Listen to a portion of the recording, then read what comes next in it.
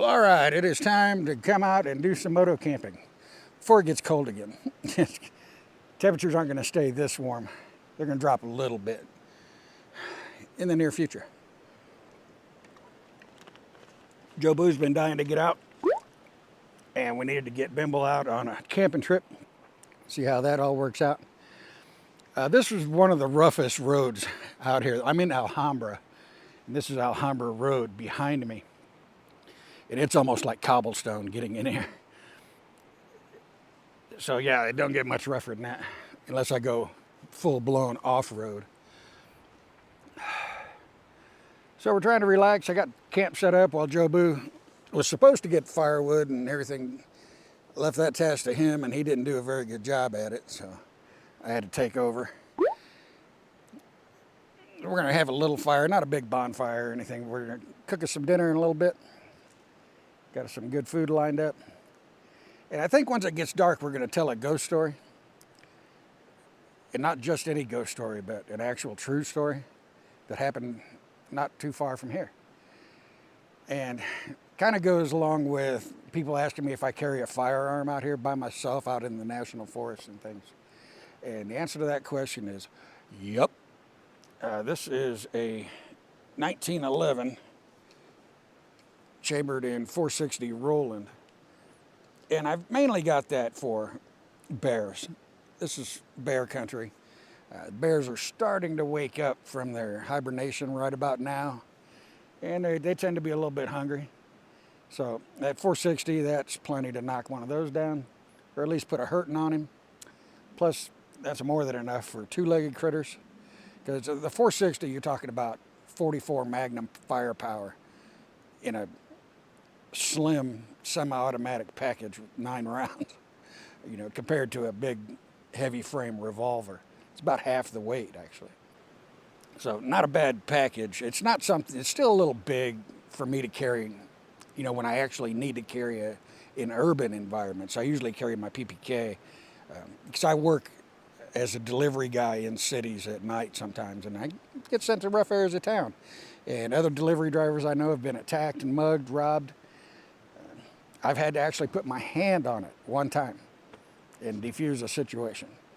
So, but one of the reasons why I carry out here has to do with that ghost story we're going to talk about. I said that'll blow your mind. And the PPK, I'm actually a really good shot with that because I like a good double single action. This is single action only, and I am like ridiculous accurate with that. So it's a double whammy. Not only is it massive firepower, but extremely accurate as well. So we'll get dinner fired up, get some food in us, and we'll tell a ghost story this time.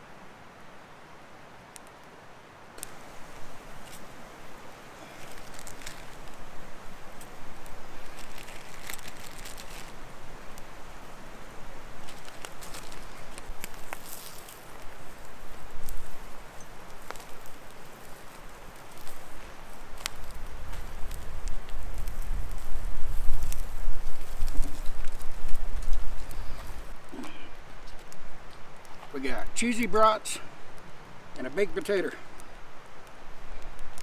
And I'm eating. Jobu already ate. He was chewing on some bark earlier.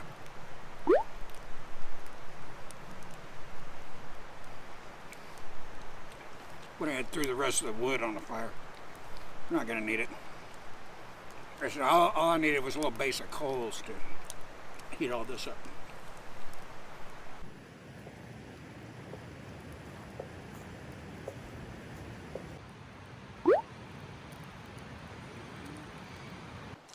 Well, the sun has just about done its thing and gone over the mountain. And it's about to get dark in here. Make sure this fire's out. Jobu didn't do a great job of peeing it out, so I had to come in with the assist. And I said we're going to tell a ghost story, but we're not actually going to tell a ghost story. It's not a ghost story. It's a monster story. As there are, in fact, monsters out here. Well, the temperature is starting to drop rapidly now that the sun is going down over the mountains. So I'll have to throw on that puffy here in a little bit. And before we get started in the monster stories, let's go ahead and thank today's sponsors for this video. Chad, once again, keeping the home fires burning, and my boy Dan. Those two guys are donating, helping, because I said this ain't free. I've spent more money on camera equipment that I'll probably never make enough on YouTube to pay for all that stuff.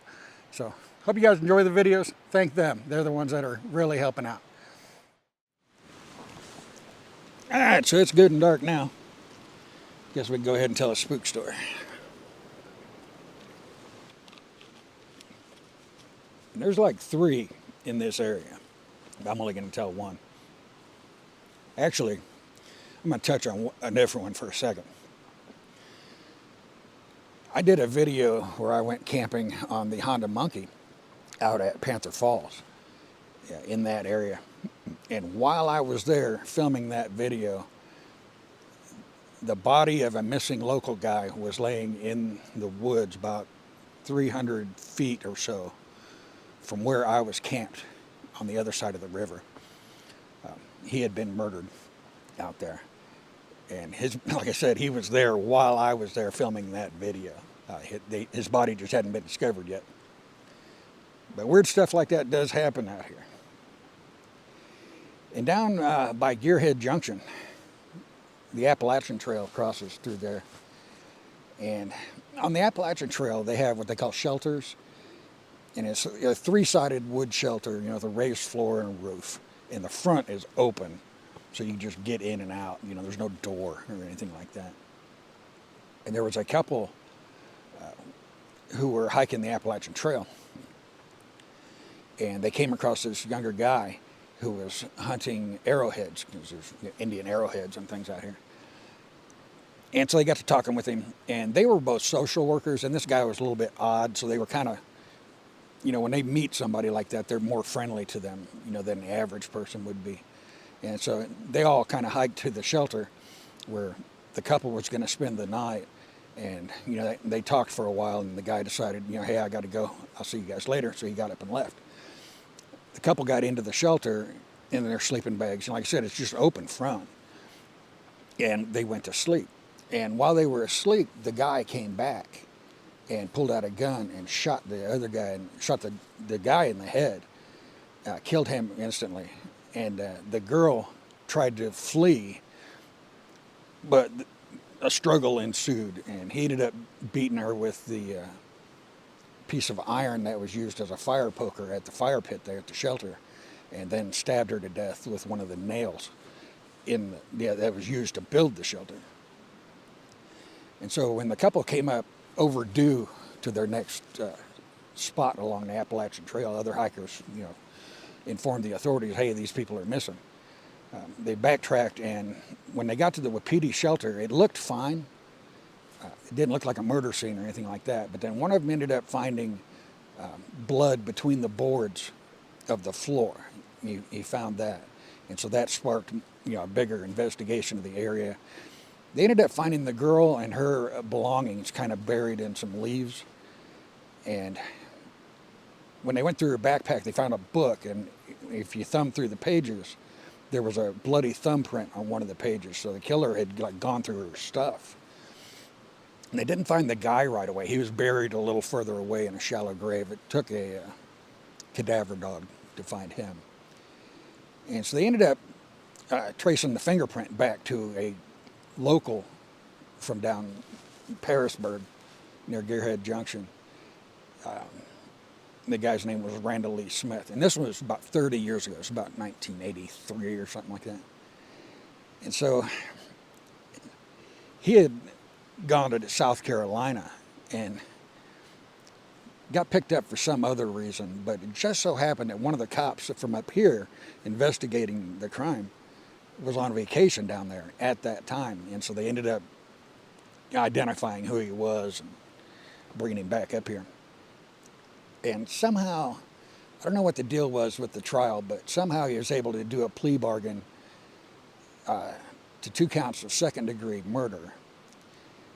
And he ended up only getting 30 years with a chance of parole after 15. And the local community was pretty upset about it, and the hiking community was really upset. But it was what it was. So the guy ends up getting out of prison 15 years later, and he's on like 5 or 6 years house arrest at that time or something like that. And he goes back to living with his mom in Parisburg. And she ends up dying, and he inherits a little bit of money from her. And once that money ran out, he just packed up his stuff and just moved off into the woods and started living in the woods along the Appalachian Trail up in the Dismal Creek area. And he had his dog with him. So this was 15, 20 years after, the murders took place. Well, he ended up running into 2 guys who were up there camping and fishing for a weekend, named Scott and Sean. And they actually had caught some fish because he had been out there for a while and was like not starving to death, but malnourished a little bit. And you could see like his dog's ribs and stuff. And they offered him some fish to come, if he would come to their campsite, they would cook and have dinner with him and he could eat, and they made fish for his dog. And when he got up to leave to go back to his campsite, it was dark by that time. And he pulled out a gun and shot Sean in the head. And Scott jumped up to flee, once he seen what happened, realized what happened, and the guy shot him in the neck. By this time, Sean had stood up, and Sean was a big dude. He's like 300 pounds. And so he shot him in the chest, and as Scott is, getting further away, he took one last shot at him and hit him in the back. While that was happening, Sean jumps in his truck, or his Jeep, which is pointed out of the campsite, and he's just going to turn it on, put it in gear, and gun it. And as he's turning it on, he looks out the passenger window, and the guy is standing there with his gun, and he's out of ammo. He only had 4 rounds. It was a .22 caliber revolver. He only had 4 rounds in it for some reason. So Sean fires at the Jeep and takes off. Now, you got to realize he's been shot in the head and the chest, and he can't hardly see. So he, kind of like this road here with this campsite, if you pulled out and went around on the road, he ended up running into his friend Scott, stumbling out of the woods, who'd been shot in the neck and in the back. So Scott jumps in the Jeep, and they're trying to get down a dark mountain road like this, and they've got some killer out here with a gun trying to kill him. And Sean can't hardly see because of the gunshot to his head, but Scott is like holding his finger in, plugging up a bullet hole in his neck to keep from bleeding to death. And so he's like steering one-handed while Sean is on the other side, can't see anything, but he's operating the brakes and the accelerator. And so the 2 of them work their way down the mountain like that until they get to a farmhouse with a light on, and they can, call for help. And when the police show up, they, show them a wanted poster or a missing persons poster of the guy, and they're like, yeah, he, told us his name was Ricky Williams, but yeah, that's the guy, and it was Randall Lee Smith, same guy who had murdered that couple earlier, 30 years or 20 years or so earlier. And so Scott and Sean ended up getting flown out of there and flown to the Roanoke Hospital. And they put out an alert to be on the lookout for Scott's truck. And so a state trooper ended up seeing that truck and, started to, chase him, but it didn't go very far, and the driver crashed and rolled the truck. And, he was injured pretty good too. So the guy who stole the truck that tried to shoot them guys, crashed the truck. He ends up getting taken to the same hospital as the other two guys that he just tried to kill. And so they had him dead to rights, so it was, positive ID who it was. And so once he was stabilized, he was taken into police custody, and he ended up dying of a blood clot, a few days later, that was sustained during the crash of the truck. Scott and Sean ended up, fully recovering. They're still scarred to this day, and they do have bullets still in their body because you can't always remove them. But yeah, that's just some freaking crazy guy. Kills 2 people, tries to kill 2 more, just for being out here in the woods. So yeah, that's why my wife always insists that I'm carrying a firearm and packing heat when I'm out here in this area.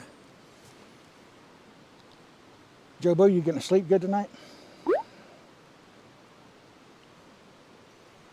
See you guys in the morning.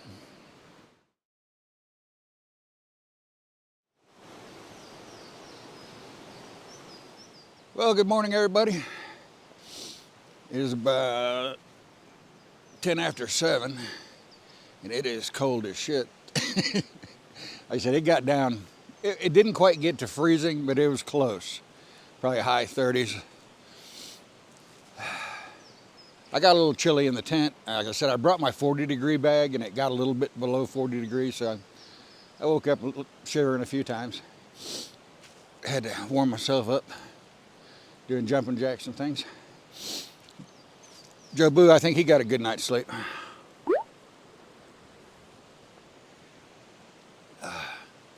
We're facing east. You can see the sun starting to come up over that way. It'll take a little while to hit in here and start warming everything up. So I'm gonna let that come up really good before I start breaking everything down, so we can get some decent shots on the way out of here.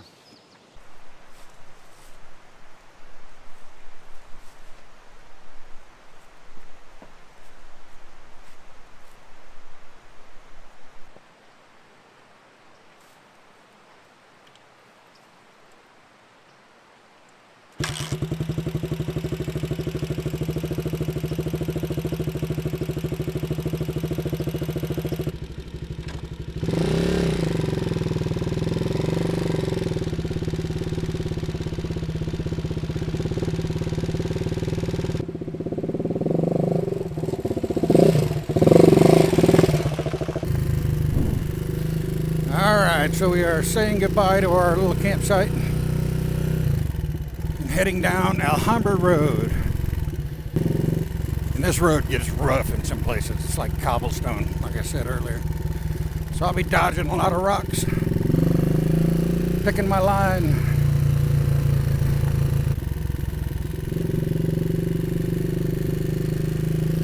And I'm just gonna putt my way out of here, and we'll stop in a few spots. Take in some scenery. And this road just follows the river.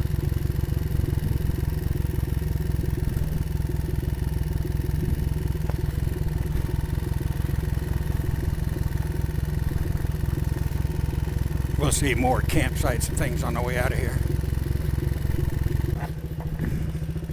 You see this wet spot in the road here. This is where I was saying that other streams and things come down the mountain and keep joining with that river, because it starts off as something like this, then these just keep coming. As we go farther along, we'll run into more of these, and they just make the river bigger and bigger and bigger as we go.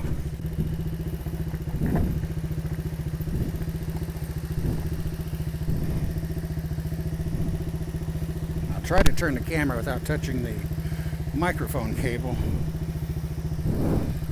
so you guys can see.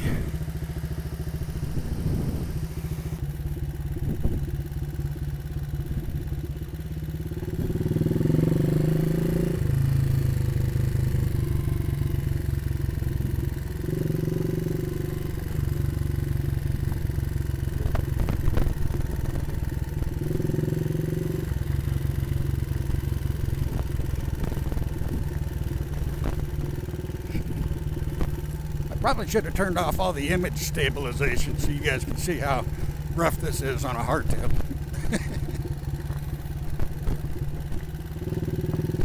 Oh, the seat being sprung the way it is, it's kind of like riding a lawnmower. Get that bouncy seat action going.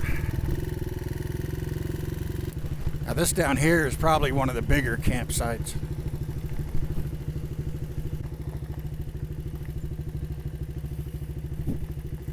And I think it's the last one we'll see on the way out of here until we get to the very end.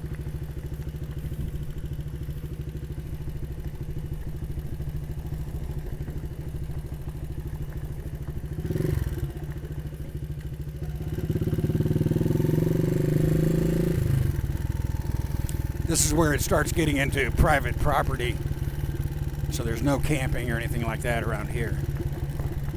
Past that last campsite.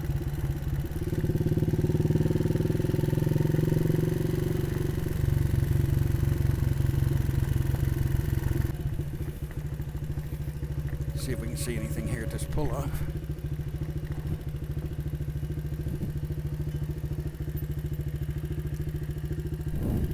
So the river has dropped quite a bit in elevation. It's way down below us now. When the elevation drops again, when the road elevation drops back down to the river, that's about when the private property will stop.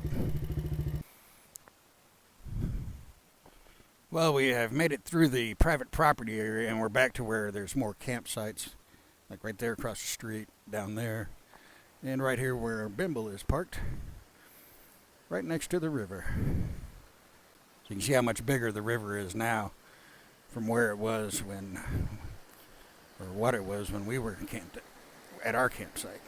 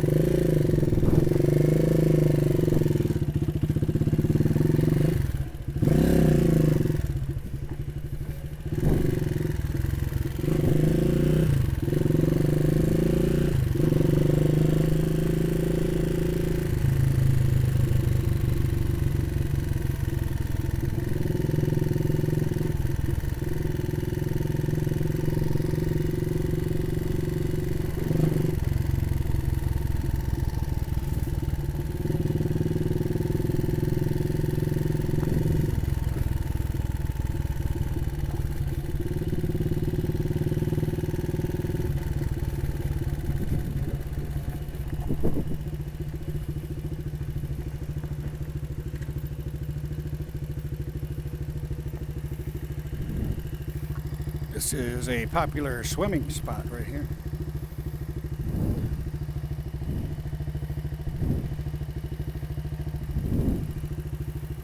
And we're getting into the deeper water where you can fish for larger trout here.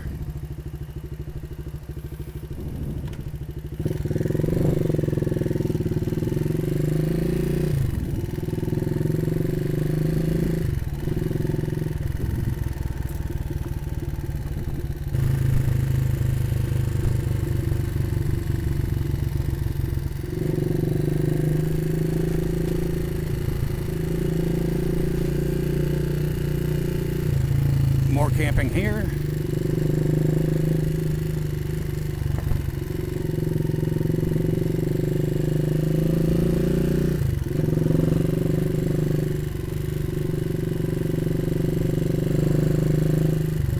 More cobblestone. Get away from that. Here's a nice little cut through the rock here.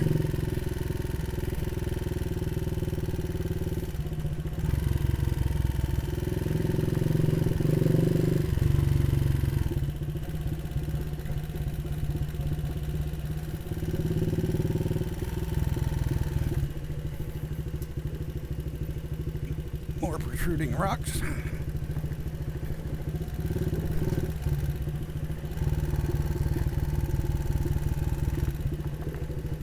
Cobblestone.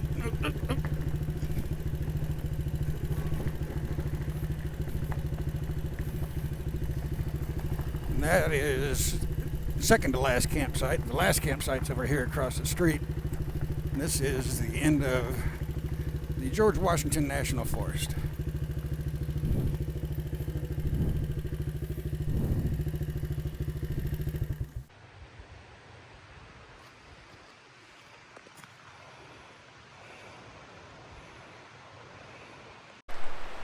All right, that was a moto camping and ride through trip of the Alhambra region of the George Washington National Forest. This is one of my favorite places to come out here. It's just, you're almost alone. You know, there's a difference between isolation and solitude.